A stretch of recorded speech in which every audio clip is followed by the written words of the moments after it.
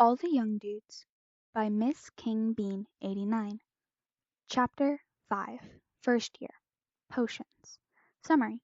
Remus has a run-in with Snape. Friday, 10th September 1971. By the end of his first weeks of lessons, Remus has lost 10 house points, learned 1 spell, and gained another bruise. This time on his chin. The first few lessons were okay. They were introductory, and while Lily Evans spent each class furiously scribbling down pages and pages of notes, nobody else seemed too bothered. They were set a few simple pieces of homework, but Remus made a plan to pretend he'd forgot to make a note of it if anyone asked. Charms was the most exciting. The tiny professor enchanted a pile of pine cones to whiz around the room, to everyone's delight. After a few goes at the spells themselves, Lily had levitated her pine cone at least 3 feet in the air. Sirius got his to spin like a top, until it got out of control and smashed a window. James, Peter, and Remus had less luck, but Remus was sure his had jumped once or twice.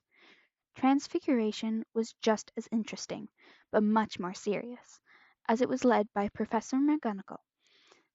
There would be no practical work at all during the first week, she explained, but she would be setting lots of homework in order to gauge their ability levels. History of magic was absolutely dire, and the less said about it better. Remus struggled not to fall asleep as the ghostly Professor Binns floated up and down the aisles, reeling off dates and names of battles. He too set homework, 2 chapters of reading for the set text. Sirius rolled his eyes at this and muttered to James, "Surely everyone's already finished a history of magic. It's kid stuff." James nodded, yawning. Remus felt sick. He hadn't opened even one of his books in his trunk yet, except to rip the first pages from level 1 potions to spit his chewing gum into. He'd actually been looking forward to potions, hoping to see at least something blow up, like in chemistry. But that turned out to involve a huge amount of reading too, and even worse, they had to share the class with the Slytherin first years. The professor leading potions was annoyingly cheerful and took almost half an hour just to read the register. Black. Sirius. Ha! There you are. Quite surprised at the sorting, my boy. Quite surprised. I've had every one of the blacks in my house since I started teaching. Shan't take it personally, young Sirius, but I shall be expecting great things. Sirius looked like he wanted the ground to swallow him up. Slughorn continued calling out names. A Potter and a Pettigrew, eh?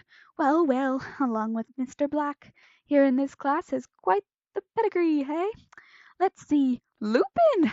I knew your father. Not one of mine, but a damn good duelist. Nasty business. Remus blinked. He wondered if Slughorn knew he was a werewolf. The whole class was looking at him. They knew by now that he was raised in a children's home, and that his father was magical. Remus suspected that Peter had told them, but no one had dared ask him much more. There seemed to be another rumor going about that he was violent, and possibly in a gang. He was sure that James and Sirius were encouraging it, too, though he found he didn't mind too much. Fortunately, Slughorn wanted to get them started on practical work as soon as possible. Best thing is to just to get stuck in. He smiled. Now, if we all work to a cauldron, you can all take it in turns to follow the steps. Everyone clamored to pair up. James, Sirius, and Peter immediately climbed the cauldron at the very back of the room, and were joined by Nathaniel Quince, a Slytherin boy who knew Potter and Pettigrew from home. Remus decided he would just wait until everyone had grouped off, then see if he could get away with hovering at the back for the rest of the lesson. No such luck. "Remus, you can join us." Lily grabbed his wrist and pulled him over to a cauldron she was sharing with Severus Snape.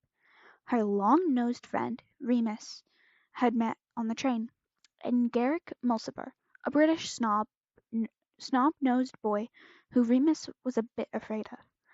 Lily was already chattering away, laying out all of the ingredients and heating up the cauldron carefully. She was looking at Snape's book, Severus's book, which already had notes scribbled over the margins. Here's the desiccated snail eyes stems. Lily took a tiny jar. I think we need quarter of an ounce. You can be fairly liberate with them, Lily. They don't add much overall, Sirius drawled, sounding bored. Lily measured them out anyways and tipped them into the bubbling brew. Mulciber then took the book and stirred for about 5 minutes, taking instructions from Severus on how fast to go and in which direction. Then it was Remus's turn. Lily gave him the book. He stared at the pages. He could see that they were instructions. He could make out about half the words, but every time he thought he had a grasp on it, the letters seemed to shift on the page, and he was lost all over again. His cheeks grew hot, and he felt slightly sick. He shrugged, looking away. Oh, hurry up, Severus snapped. It's not as if it's difficult. Leave him alone, Sev, Lily chided. The book's covered in your notes. No wonder he can't find his place. Here, Remus. She flicked open her own, brand new potions book. But it was no good. Remus shrugged. Why don't you do it, if you're so clever? He spat at Severus. Oh, Merlin. Severus' lips curled. You can read, can't you? I mean, even Muggle schools teach that, surely. Severus! Lily gasped, but the smug, dark-haired boy didn't have a chance to say anything else. Remus threw himself over the desk and onto Severus, fists flying. He only had the element of surprise going for him. Mulciber grabbed his collar and yanked him back, punching him square in the face in 3 seconds flat. Stop! Slughorn doomed. Everyone froze. The portly potions master stormed over. Get up, both of you! He shouted at the 2 boys on the floor. Snape and Remus climbed to their feet, chest heaving. Snape looked worser off by far, his hair ruffled and blood oozing from his nose. Remus had a rather sore chin where Mulciber had hit him, but other than a rumpled uniform, he was fine.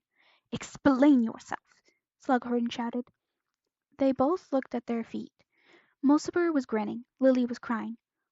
Very well, the teacher said, crossly. Detention for both of you. 2 weeks. 10 points from Gryffindor and 10 from Slytherin. That's not fair, James said, suddenly from the back. Should be twice as much from many from Slytherin. It was 2 against 1. From where I was standing, it was Mr. Lupin who had started it, Slughorn replied, and shook his head anyway. Still, you were quite right, Mulciber. 5 points for punching Remus.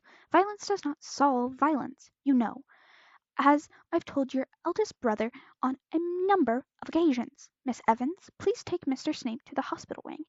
Mr. Lupin, you can clean up the mess you've made. Remus didn't know any cleaning spells, so he had to mop by hand. Slughorn had even made him clean Snape's blood off the flagstones. Unfortunately, it being so soon after the full moon, the rich iron smell of it made his stomach growl. James, Sirius, and Peter were waiting for Remus outside of the lesson was finished. Bloody brilliant, mate! James punched Remus lightly on the arm. The way you went for him, Mulciber was out here bragging afterwards, telling everyone what Snape did. Sirius added, You were right to do it. What a prat. Told everyone, Remus moaned. Don't worry, they're all on your side, James said.